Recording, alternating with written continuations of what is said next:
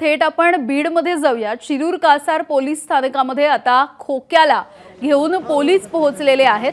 सध्याची ही थेट दृश्य आपण बघतोय। आपण बीडमधल्या शिरूर कासार इथल्या पोलीस स्थानकाची आज खोक्याला कोर्टासमोर हजर केलं जाणार आहे आणि प्रयागराजवरून त्याला अटक करण्यात आलेली होती। प्रयागराजच्या विमानतळावरून त्याला पोलिसांनी अटक केलेली होती आणि तिथून आज त्याला त्यानंतर प्रयागराजवरून मुंबईत आणण्यात आलं। मुंबईवरून संभाजीनगरमध्ये आणण्यात आलं आणि संभाजीनगरमधून आता त्याला शिरूर कासार पोलीस स्थानकामध्ये आणण्यात आलेलं आहे। कृष्णा केंडे आमचे प्रतिनिधी आहेत आपल्या सोबत। कृष्णा, आता शिरूर पोलीस ठाण्यात या ठिकाणी खोक्याला आणण्यात आलेला आहे आणि यानंतर पुढची अटकेची प्रक्रिया पूर्ण केली जाईल आणि या सगळ्या प्रकरणामध्ये खरं तर खोक्या हा गेल्या काही दिवसांपासून फरार होता। पोलिसांनी त्याला अटक केली आणि अटक केल्यानंतर त्याला आता पोलीस ठाण्यामध्ये या ठिकाणी आणलं गेलंय आणि अटकेची प्रक्रिया काही वेळातच या ठिकाणी पार पाडली जाईल। यामिनी, अगदी कृष्णा, हे मेडिकल साठी सुद्धा आज त्याला नेलं जाणार आहे असं कळतंय। ही सगळी प्रक्रिया काय असणार आहे?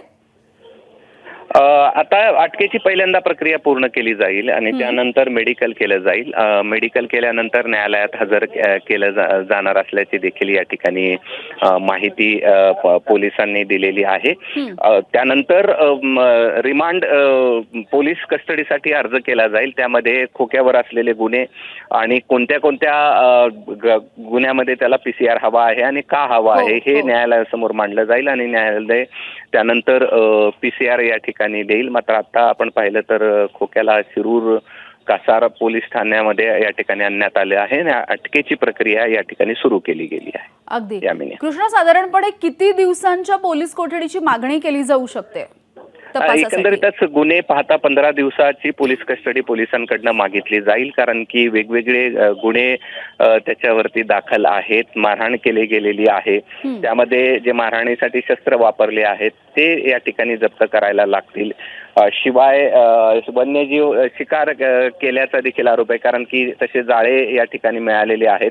नेमकी कुठल्या कुठल्या वन्यजीवांची शिकार केलेली आहे, त्या कोणत्या उद्देशासाठी केलेली आहे, शिवाय केवळ शिकारीपुरतं हे प्रकरण मर्यादित आहे का की अन्य काही त्यामधल्या तस्करीचा काही भाग आहे का, हे देखील पोलिसांकडनं मांडलं जाईल आणि या सगळ्यासाठी हा तपास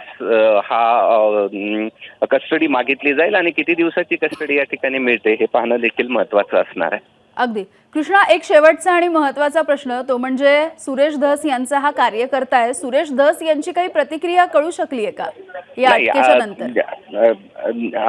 अधिवेशनादरम्यान जी प्रतिक्रिया आली त्यानंतर त्यांची कुठलीही प्रतिक्रिया कळू शकलेली नाही। मात्र सध्या जर आपण स्थिती पाहिली तर त्यांच्याकडनं या सगळ्या संदर्भात कुठलीही प्रतिक्रिया अटक केल्यानंतर मिळू शकलेली नाहीये। बरं, धन्यवाद कृष्णा या सविस्तर माहितीसाठी। शिरूर कासार पोलीस स्टेशनला आता खोक्याला आणण्यात आलेलं आहे। प्रयागराजमधून त्याला अटक करण्यात आलेली होती आणि सुरेश धस यांचा हा गुंड असा कार्यकर्ता सतीश भोसले उर्फ खोक्या, अनेक व्हिडिओ त्याचे समोर आलेले होते आणि गेल्या 6 दिवसांपासून साधारणपणे तो फरार होता। त्याला प्रयागराजमधून पोलिसांनी मुंबईला आणलं, तिथून संभाजीनगरला आज पहाटे त्याला घेऊन आले पोलीस आणि त्यानंतर आता त्याला बीडमधल्या शिरूर कासारमधल्या पोलीस स्थानकामध्ये आणण्यात आलंय।